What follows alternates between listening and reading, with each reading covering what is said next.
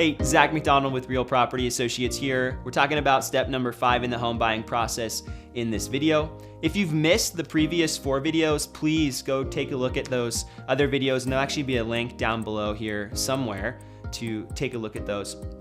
Now, step number 5 is my favorite part, and usually the buyer's favorite part. This is when we actually find and identify your ideal home and begin the negotiation process. Now, a lot of people ask me, Zach, how do I know which house to make an offer on? And I like to make the analogy, and pardon me, it's not the perfect analogy, but I like to use the analogy of finding your spouse or significant other. You just know.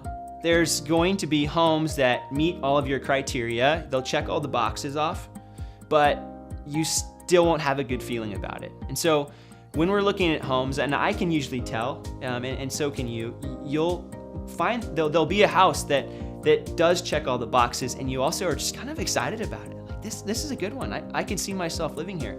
And that's really the question. You'll be in homes, you're like, I could see myself living here. But this is the one where you're like, I can see myself living here. And it's just a different feeling. So at that point, you'll just know. And I also want to throw in here, it's a really, I'm going to date the video. We're in 2017 in Seattle, and it's the hottest real estate market in the entire country. And so you might have that warm, fuzzy feeling, and it checks all the boxes, and so do 10 other people. And so I want you to know up front that it's not the last best house. And I think that's a really great piece of advice I received myself buying a house, and it's something I like to pass along to clients. It's not the last best house. So you might find one that you like and you could see yourself living in it, but don't get too tied up in it until it's actually under contract in your possession. So what we're shooting for here is what's called mutual acceptance, and that's when you as the buyer and the seller agree on the contract.